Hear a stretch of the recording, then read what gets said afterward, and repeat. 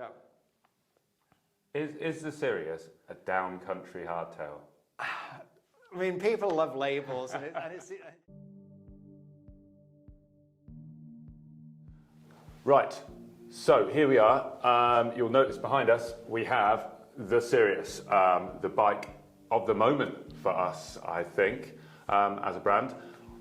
We've sat down, we've got Alan with us, just to have a bit of a chat about the Sirius, maybe think about all the reviews that have been going out at the moment, and maybe help people understand what the Sirius is about, where it's come from, and who it's for. So what's the Sirius S5? Maybe the question is, why should someone buy a hardtail in 2022 when full suspension bikes are really good and they're good value? And what place does a steel hardtail have in the market nowadays? And that's maybe the more important, maybe that's the question. And the answer to that is, what this bike brings is seriously modern geometry to you, the rider, which allows you to ride with, in fact, when I started out riding, I started out on hardtails. Full suspensions weren't particularly good back in the day. Then they suddenly improved, and now most people who are coming into mountain biking are straight onto full suspension bikes.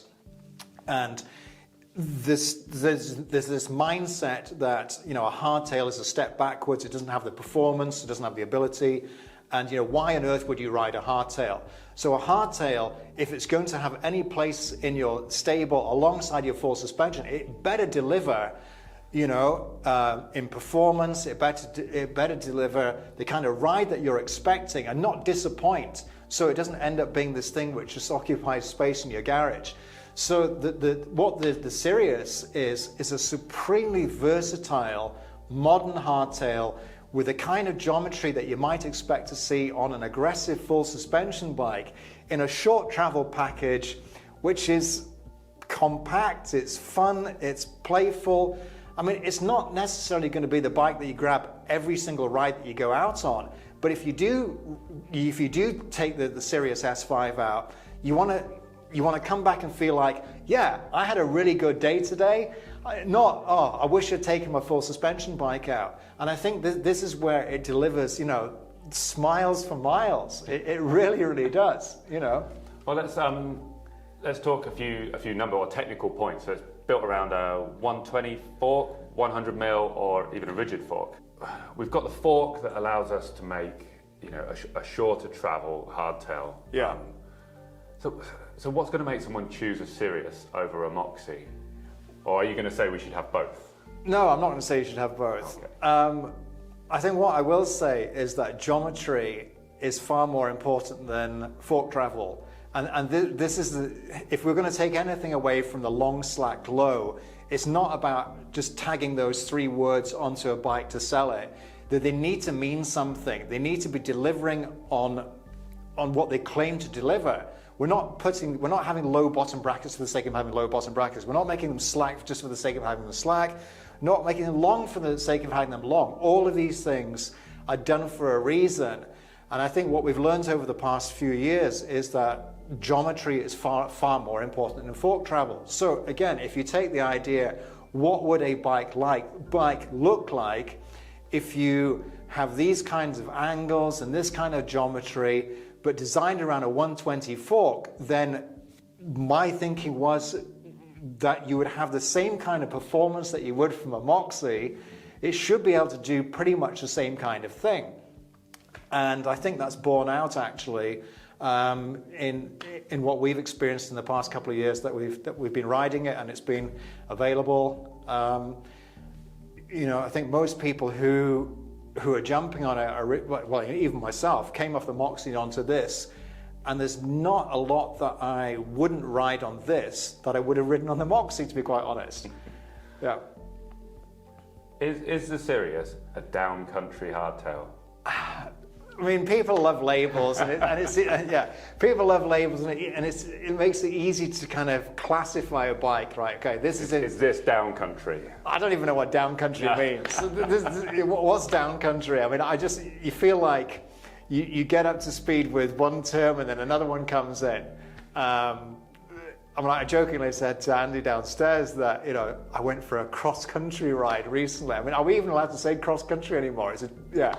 I don't know. I prefer it if it's just cycling. Down country's cooler. So yeah, it's a down country bike, whatever. Yeah. Okay, yeah. It's a down country hardtail.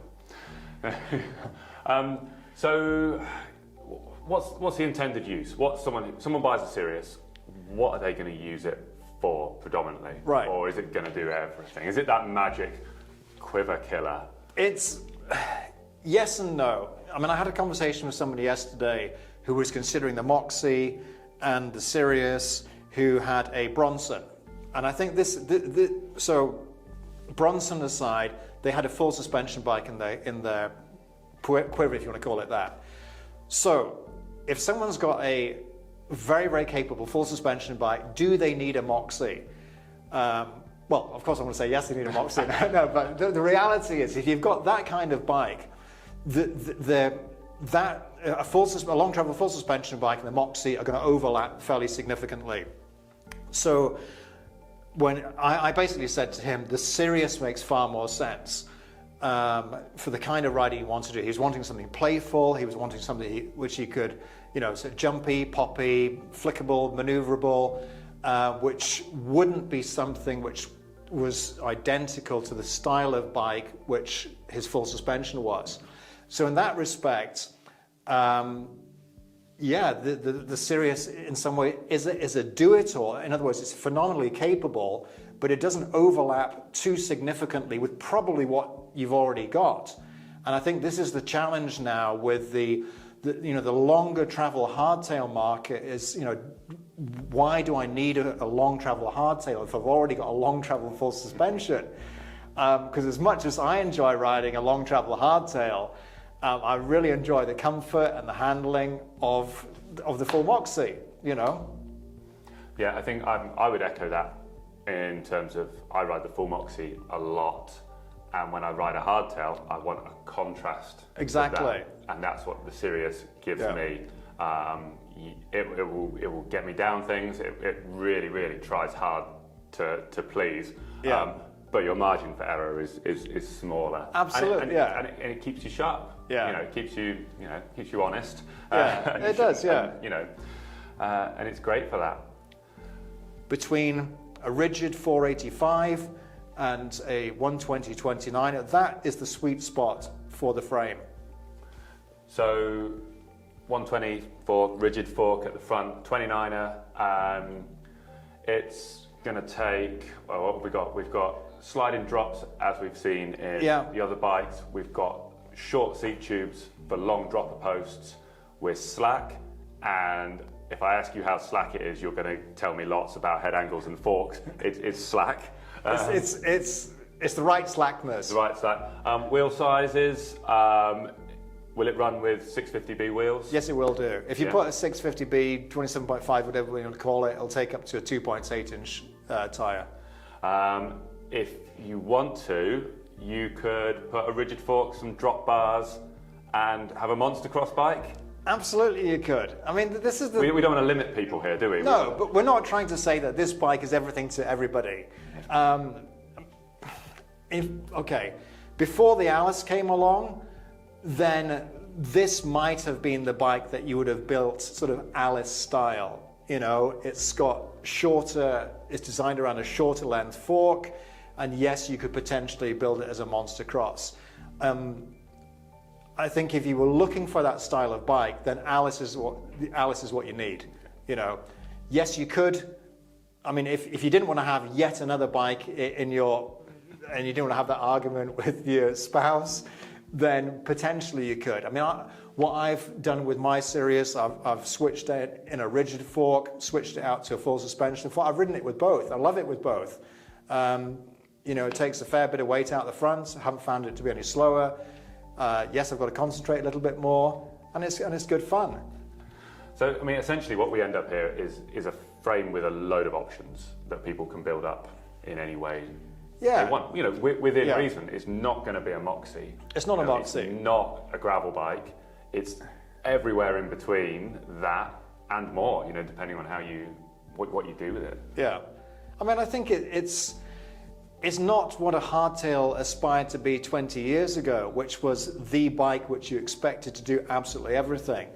You know, we have choices nowadays. We have possibly more than one or two bikes. Now, having said that, if this was the only bike that you had, then I think it would be able to ride. In fact, if you go back to the hardtail video, the kind of trails that Steve was riding on it, this bike can handle. And yes, it's not going to be as comfortable as a full suspension, but it's still incredibly capable. So it can be one bike, but it's going to complement the other bikes that you might have as well. You know, we've got the Moxie and the Sirius. You know, at a glance they might seem pretty similar, but they have different intentions. They do have different intentions. I mean, I'll address specifically the similarities. From the seat tube back, the bicycles are absolutely identical. So same seat tube, same seat stays, same chain stays, same bottom bracket drop. The back triangle is identical on both the Moxie and on the Sirius. On the Moxie, we're using a 34.9 top tube and a 38.1 down tube. We've dropped a gauge on this one, so we're at 31.8 on the top tube, 34.9 on the down tube. So it's a little bit smaller tube, a little bit more compliance, marginally lighter, and the butt profile is completely different. So I mean, that's the sort of physical difference between the two bikes. But angles-wise, they are sort of similar. I say sort of similar. But yeah, anyway. So is it a mini Moxie? It's been labelled as a mini Moxie, but in the sense that it's as rowdy, or it can be as rowdy as a Moxie, potentially it's a mini Moxie. But I think it depends how you define the Moxie. If you define the Moxie as an enduro hardtail, then that's not what I want. Then this isn't a mini Moxie. You know, this is an all-day, good fun. Take it to a pump track if you want. Take it to your enduro trails if you want to do that. You know, put a slightly longer stem on it. Stick bike packing kit on it. It's more. That's more what it's suited to than a Moxie would be. So it's going to do a lot of things for a lot of people with the Sirius, and it's proven that people are doing all sorts of things with it. We've also had it out on test with lots of people. You know, all this year, loads of folks have said great things about it. Recently, we had Hardtail Party do their review, which was really great. So we've had a bit of feedback about stack on the Sirius. Tell us some of the reasoning behind stack height, or your thoughts on stack height on bikes in general. I'll back up a little bit, because I think what often happens is, I mean, in fact, we all do it. We look at a bike, we go, hey, this looks great. We think it's the bike we need. What's the geometry? As if the geometry is this magic collection of numbers, and we're these phenomenal people who can figure out, you know, it's got this head angle, it's got this bottom bracket drop, and the top tube's this length, so it must ride like this. I know, you know, to a degree, yes, it gives some kind of indication as to what the bike might ride like. The other thing it does do is it introduces basically a sort of prejudice or a sort of preconceived idea as to what the bike might ride like. And it might, in fact, let's come back to the whiskey question. So this might have been another episode. What's the favorite? There's a group of people who used to do blind tastings of whiskey. So they'd actually do like proper reviews. They'd have the bottles all lined up and they'd do blind tastings. It wasn't until the end that they actually took the labels off. And the interesting thing was, you know, maybe not surprisingly, the top whiskies in the market didn't necessarily come out top. Because you didn't look at it and go, oh, you know, I'm going to be drinking an Ardbeg, I'm going to be drinking a such and such, then it must be good. My expectation is this. And I think this is what happens. We look at geometry tables, we see a number, it sticks on our head, and we suddenly think, oh, the bike is going to do this, it's going to do that. Or we attribute the characteristics of the bike to this one standout number, which might be different or confusing or whatever. And so in that respect, I don't think it's helpful. I'll even go as far as to say that maybe you shouldn't believe what geometry, shouldn't believe the numbers. I don't mean that they're a fabrication, but what often happens is, one brand might say this is with sagged, or this brand might say this is static, this is based on this travel fork, this is that travel fork. But sometimes there's I won't say it's a deception, but there's a little bit of secrecy around the numbers that we are putting out there. I mean, I can honestly say that my numbers are accurate for what I know and the information is out there. But with regards to stack height, with 120mm fork, I mean, we've got it listed as 586 on this bike. With a 120mm fork, it's actually about 605, which isn't any shorter than any other bike. But coming back to the hardtail party review, forget the stack. I mean, the comments that he made were, it's a bike from the future. It can handle, it's playful, it's fun, and everything else that he said was good about it.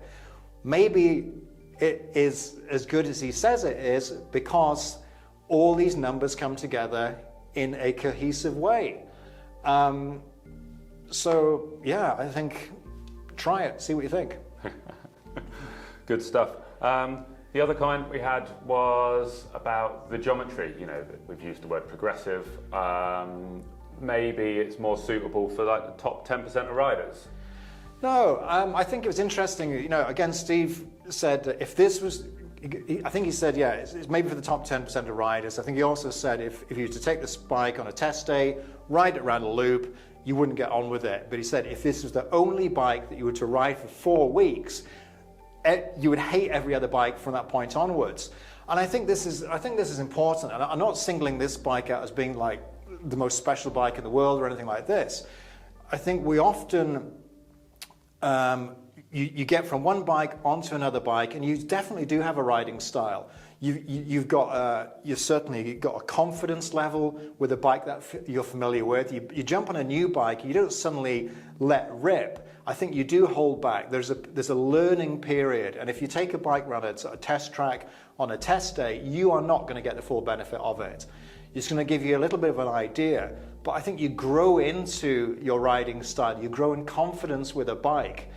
But coming back to what I said before with the Moxie, we're building bikes not for the elite. We're building bikes that anybody can get on, and will give anybody an upgrade. I mean, again, one review that we had a while back, and again, I'm going to misquote this, but it was something along the lines of, this bike has given me an upgrade in my riding. And I think this is what it does do. Well, it's not giving them an upgrade, it gives them confidence. I think that's probably a more accurate term to use. They can get on it and not be as scared, nervous, whatever word you want to use. They've got a higher confidence level, and they end up pushing their own limits and having more fun. If you could only have one bike of the 4 Pipedream models, what would it be? Oh, if we only have one bike.